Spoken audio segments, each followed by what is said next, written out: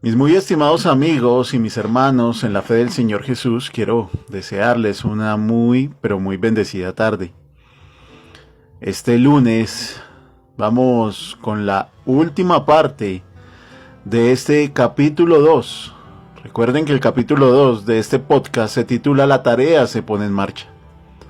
Hemos recorrido ya algunos episodios de la vida de Jesús, su ministerio terrenal. En este podcast, en este estudio que he llamado Emmanuel, Dios con nosotros. La octava y última parte de este capítulo número 2 la he titulado Una figura pública.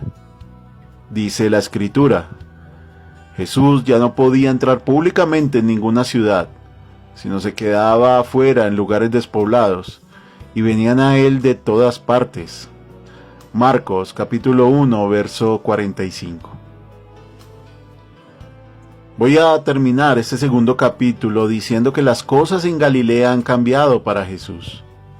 Ya no puede moverse con la misma libertad de antes y empieza a pagar el precio, por así decirlo, de la fama.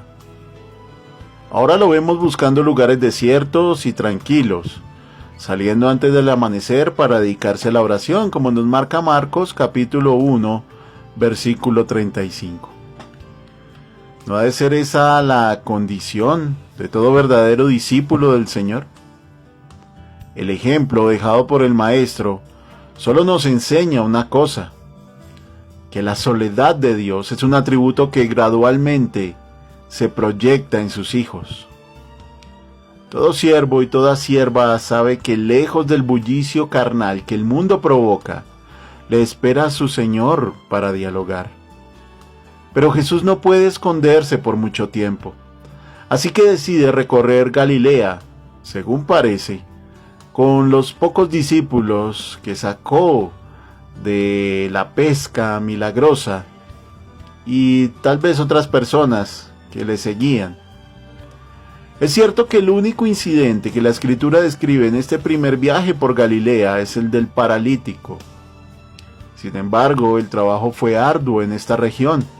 Así nos lo muestra Mateo capítulo 4 versículos 23 al 25. Luego volvió a Capernaum y allí podemos apreciar varios pasajes de su divina actividad. Así que voy a describirlos brevemente. Primero está el paralítico. Marcos capítulo 2 versículos 1 al 12. Mucho se ha dicho ya sobre las lecciones de fe que proyecta el pasaje del paralítico. Sin embargo, yo quisiera llamar la atención a un detalle significativo, y es que los fariseos y sus estudiantes más prominentes, los escribas, se hallaban entre la multitud que oía al Señor. Obviamente no están allí para aprender, solo buscan una ocasión para acusarlo. Pero estos fariseos que están aquí no solamente de Galilea, pues su excursión por la región había alterado los ánimos, e incluso los doctores de la ley de Jerusalén y Judea, los más expertos, habían sido llamados para apaciguar y extirpar la creciente amenaza. Eso lo podemos ver en Lucas 5:17. Así que la ortodoxia tradicionalista de la ley mosaica estaba presente. Pero esto no atemorizó al divino rabino. Él, sin tantos rodeos, abiertamente evidenció sus pretensiones al ofrecer el perdón de pecados al paralítico.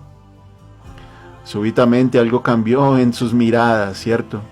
Pero sus ojos solo obedecieron a sus corazones. A fin de cuentas no eran tan valientes para enfrentar a Jesús, el cual de inmediato respondió al reto no expresado. Pues el paralítico, ya perdonado, se levantó, tomó su camilla y se fue a su casa, demostrando así la autoridad de Jesús, no solo en el área física, sino también en la espiritual. Los fariseos, por su parte, se espantaron de temor. Todo su mundo se empezaba a derrumbar con la aparición de este nuevo pero eterno maestro. El segundo que vamos a ver es Leví.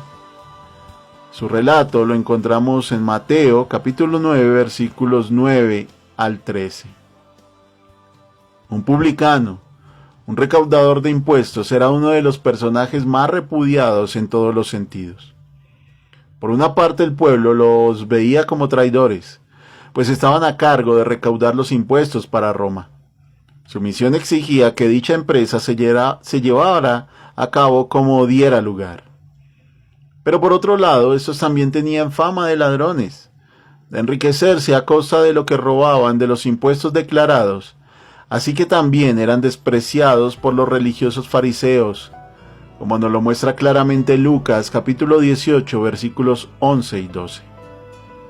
Pero ahí estaba, a los ojos de Jesús más que un publicano, un hombre, un alma que necesitaba ser rescatada. Y aunque para los fariseos tomar un recaudador de impuestos como discípulo era peor que tomar a unos pescadores ignorantes, la gratitud, sin embargo, de este hombre, que entendió el Maestro, llevó a él mismo y a sus discípulos, con todos sus amigos, de la mejor forma posible, hacia un banquete. Esta era la costumbre de aquel tiempo, de aquellos que quisieran, podían también pararse en las paredes de la casa del banquete a mirar el acontecimiento. Así que aunque los escribas, los fariseos y todo doctor de la ley no fue invitado por obvias razones, estuvieron allí viendo cómo Jesús compartía con esta gentuza mundana. ¿Jesús allí? ¿Jesús haciendo semejante cosa? No pasó mucho tiempo para que la divina respuesta a sus acusaciones tuviera lugar. Vayan y aprendan, les dijo. ¿Cómo? ¿No sabe este Jesús que somos los teólogos más prominentes entre todos los judíos? Quizás eso respondieron con sus miradas.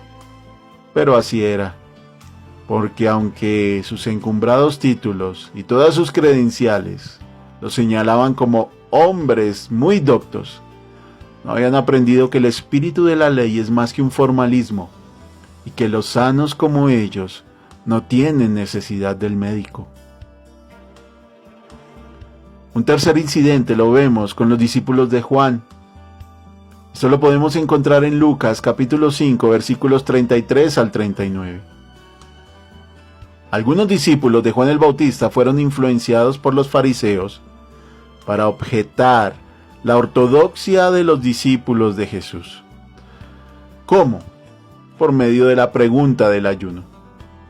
El Señor aprovechó la ocasión para ilustrar por tres maneras, el esposo, el vestido y los odres, un mismo principio, que la distinción entre el cristianismo y el judaísmo estaba empezando a marcarse desde allí, que todo lo que el nuevo pacto traía no podía ser soportado por el viejo, por la novedad de vida que se presentaba con Cristo en medio de ellos. El cristianismo es espíritu, el judaísmo es forma, así que es imposible injertar el judaísmo en el cristianismo. Esta enseñanza en particular, de tratar de conjugar juntas doctrinas, fue el motivo de la lucha sin cuartel que sostuvo el apóstol Pablo con los Gálatas. Esta conjunción de doctrina y pensamiento fue el híbrido que predominó en la iglesia de la Edad Media, cuyas secuelas aún se ven hoy en día en aquellos que por ignorancia o malicia buscan entorpecer la obra de Cristo y la obra de su gracia. Y como último acontecimiento tenemos a la hija de Jairo. Mateo capítulo 9 versículos 18 al 26. Es la primera documentación que se tiene de una resurrección efectuada por Jesús. Para ello tomó sus más íntimos discípulos, Pedro, Juan y Jacobo, como nos marca Lucas 8:51, junto con los padres de la menor. Entraron allí donde estaba ella, muerta, ya totalmente sin vida. Pero como la muerte no podía permanecer en presencia de la vida, la niña se levantó. Este milagro de resurrección ha sido objetado muchas veces. Y si nos parece muy difícil que algo así ocurra, debemos recordar que todos los milagros son imposibles para nosotros, pero para Dios todo es posible. Jesús no deseaba revelar este acontecimiento, porque su fama ya había despertado mucha hostilidad entre los líderes religiosos. Sin embargo, fue inútil, y como en el caso de los dos ciegos de Mateo 9, 30 al 31, la noticia se regó rápidamente. Así que terminamos este segundo capítulo de este podcast con un Jesús que ya no es un simple maestro, ya no es una figura oculta, pues sus pretensiones empezaron a ser reconocidas y su nombre ya era más conocido de lo que él mismo quería. Ya se había convertido en el blanco de todas las miradas. Ahora él era una figura pública. Les agradezco a todos ustedes su atención.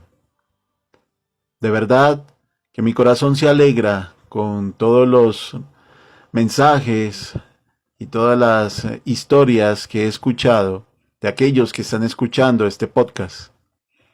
Recuerden dar siempre gloria a Dios, pues esto no me pertenece ni sale de mi imaginación. Simplemente es un recuento de lo que la Escritura dice, y conforme a la iluminación del Espíritu Santo, como dice la Escritura, eso hablamos. Ya vendremos con el capítulo número 3, para ir desenvolviendo más la historia de Jesús en los Evangelios. Muchas gracias y hasta una próxima oportunidad. Que mi Señor me los bendiga.